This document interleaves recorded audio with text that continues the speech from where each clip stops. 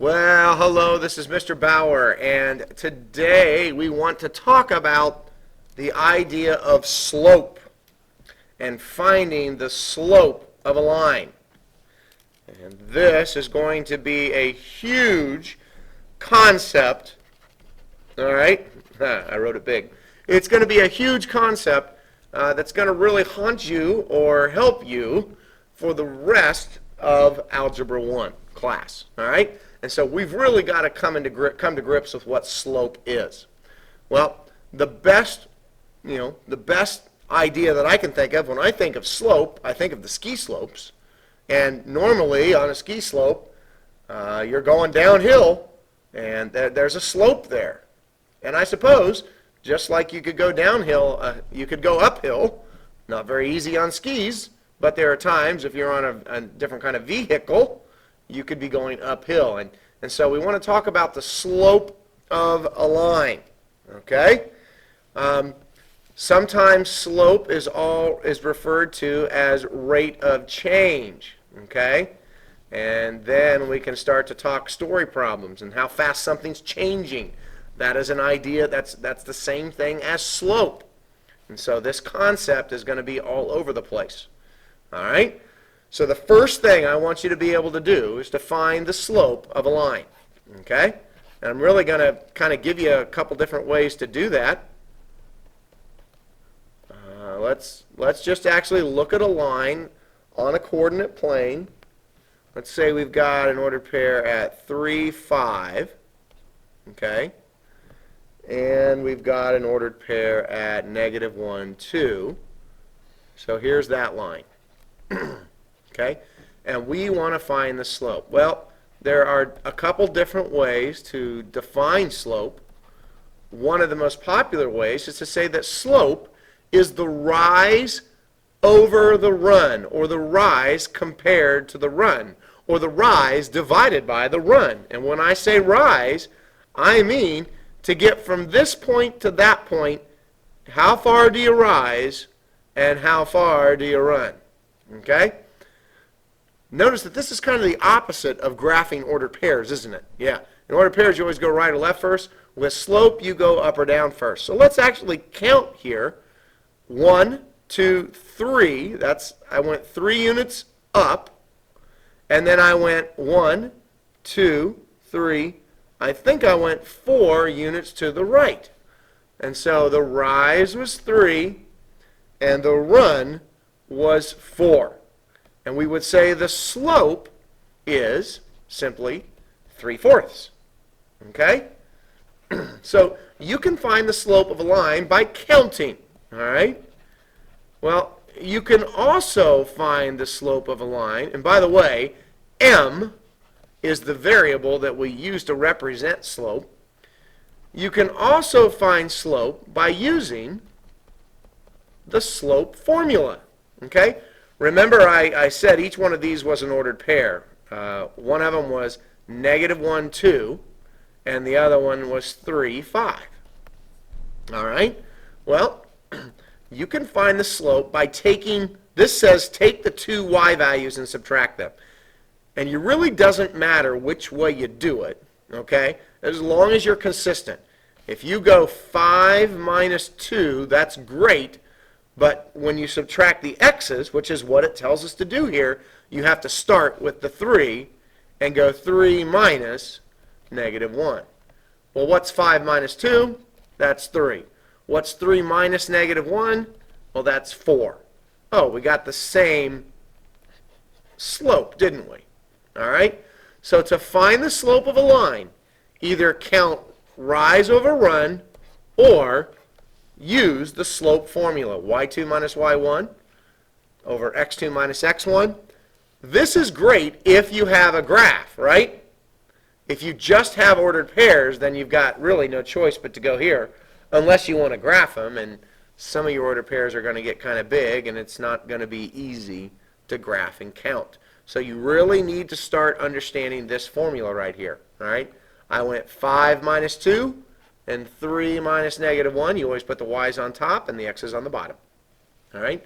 That's how you find the slope of a line using the slope formula. All right? Let's look at objective number 2.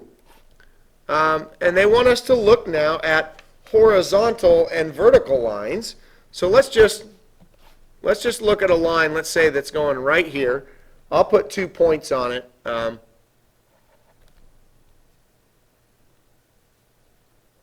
All right, let's call this, this is 2, 5, and we'll call this one -4, 5. All right, that makes sense, that -4 up 5 over 2 up 5. All right, I want you to use the slope formula, y2 minus y1 over x2 minus x1 right here. Okay, what are the two y values? Well, they're both 5s, aren't they? What are the let's say we went 5 minus 5. Now we're going to go 2 minus -4. And that's going to give us 0 over 6. And what is 0 divided by 6? It's 0. I need you to understand something right now, folks. The slope of any horizontal line will always equal 0. Because horizontal lines will always have the same y value, won't they? The equation of this line was y equals 5. You knew then that all you had to do was go to 5 on the y-axis and make a horizontal line. Well, any horizontal line has a slope of 0. Well then, if you look at a vertical line, let's say a line that's going right here, and we'll call this, let's say, 5, 3, and we'll call this 5, -2. Okay? Now, what are the same here? As you do y2 minus y1 over x2 minus x1, it's the x values that are the same now, right? So aren't you going to go 5 minus 5 down here? And that's going to give you a 0 in the denominator. Up here, maybe you've got 3 minus -2. That's really 5. But what's 5 divided by 0? Well, guess what, folks? You can't divide by 0. It's undefined. And the slope of any vertical line is undefined. Okay? If you say 0, you are wrong when you're talking about the slope of a vertical line. Okay? I like these two words up here. HOI, this stands for horizontal lines, have slopes of 0, and their equations start out y equals. And then I've got the word VUX. Vertical lines have undefined slopes, and their equations always start out x equals some number. Okay? So when you start to look at horizontal and vertical lines, their slopes will always be 0 for horizontal, undefined for verticals. All right? Good. Good. Now, remember I said earlier that rate of change is also another way to say slope. And so we can start to look at some story problems, and I'll make up a little story problem here about gas prices. If you drive, you know what I'm talking about there. Gas prices there's a story there. And let's just say that we're gonna talk about day number 1, day number 2, and day number 3 here, and we're gonna list the price. The price on day number 1 was $1.99 a gallon.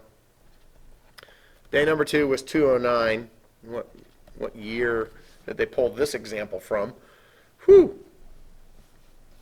All right, and so we have time, and here is price, and this is over a 3-day period. And something's changing, isn't it? And so we could find the rate of change, all right, is going to be the change, all right, in cost divided by the change in time. Well, as you look at this table here, isn't it kind of like this is an ordered pair? This is the x value and this is the y. Yeah, it is. And so let's look at the rate of change. Let's go, oh, I'm sorry, and this was day 3. They call this day 5, but it really doesn't matter as long as they go in a nice, neat order. Well, we could go $2.09 minus $1.99 over, and we'll call this 1, 3, and 5. So now we'll do 3 minus 1. So over the course of 2 days, the price went up 10 cents, right? So what's the rate of change? Well, 5 cents per day. It's going up 5 cents per day. If it went a dime in 2 days, that means it's going up 5 cents every 2 days. If you look through here, 2 more days, up another dime. So the rate of change, how fast is the price changing? Well, it's changing a nickel per day, 5 cents per day. That's the other kind of thing. What is this really? It's nothing more than the slope formula. That's all it is. Use your slope formula, subtract, and then give me an answer. All right? Good luck.